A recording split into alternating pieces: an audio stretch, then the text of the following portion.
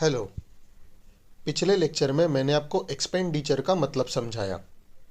अब इस लेक्चर में हम कैपिटल एक्सपेंडिचर, रेवेन्यू एक्सपेंडिचर और डिफर्ड रेवेन्यू एक्सपेंडिचर का मतलब समझेंगे।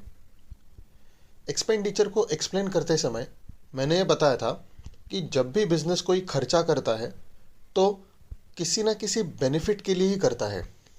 जैसे कि हम स्टाफ को सैलरी देते हैं तो उसके बदले में हमें हमारे एम्प्लॉय से सर्विसेज मिलती हैं। तो बिजनेस में कोई भी एक्सपेंडिचर इसी पॉइंट ऑफ व्यू से किया जाता है ताकि उस एक्सपेंडिचर के बदले में बिजनेस को कोई ना कोई बेनिफिट मिल सके। अब ठीक से इस बात को समझिए कि बेनिफिट कितने समय के लिए मिलेगा। जैसे कि अगर हम स्टाफ को सैलरी देते हैं तो नॉर्मली हम सैलरी 1 महीने के लिए देते हैं, तो जाहिर सी बात है स्टाफ सिर्फ 1 महीने के लिए ही काम करेगा। मतलब सैलरी पेमेंट से मिलने वाला बेनिफिट शॉर्ट टर्म के लिए मिलेगा। लेकिन अगर बिजनेस के ऑफिस के लिए फर्नीचर खरीद रहे हो तो वो जो एक्सपेंडिचर हमारा हो रहा है उससे हमें लॉन्ग टर्म बेनिफिट मिलेगा, क्योंकि हम उस फर्नीचर को लंबे समय के लिए यूज़ करेंगे।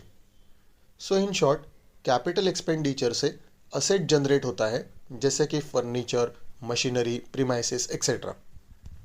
अगर कोई एग्जिस्टिंग असेट है जैसे कि ऑफिस प्रीमाइसेस और उसको हमने एक्सटेंड किया, मान लीजिए 500 स्क्वायर फीट वाले ऑफिस को 200 स्क्वायर फीट से बढ़ाकर 700 स्क्वायर फीट का बना दिया, तो उसके एरिया के साथ साथ उसकी वैल्यू भी बढ़ जाएगी।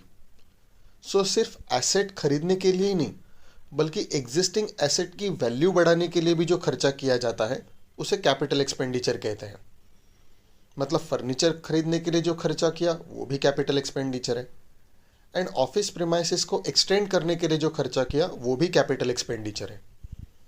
Therefore, capital expenditure is an expenditure made to acquire assets or to increase the value of an asset. Accounts में लॉन्ग टर्म का मतलब एक से ज़्यादा साल माना जाता है।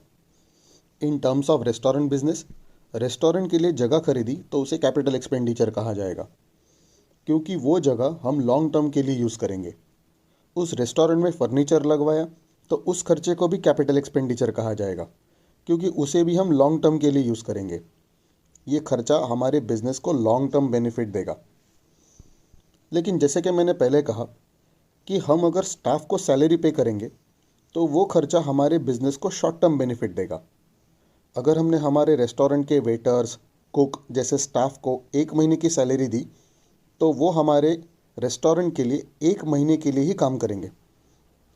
अगर अगले महीने हमने उन्हें सैलरी नहीं दी तो वो काम छोड़कर चले जाएंगे, और जब तक हम वेटर को सैलरी नहीं देंगे तब तक ना ही वो कस्टमर से ऑर्डर लेगा और ना ही उसके टेबल पर खाना सर्व करेगा। और जब तक हम कस्टमर को खाना सर्व नहीं करेंगे तब तक कस्टमर हमें पैसे नहीं देगा, मतलब ही हमारे बिजनेस के लिए रेवेन्यू जनरेट नहीं होगा। सो इन शॉर्ट, हम वेटर एंड कुक्स को जो सैलरी देते हैं उससे बिजनेस के लिए रेवेन्यू जनरेट होता है।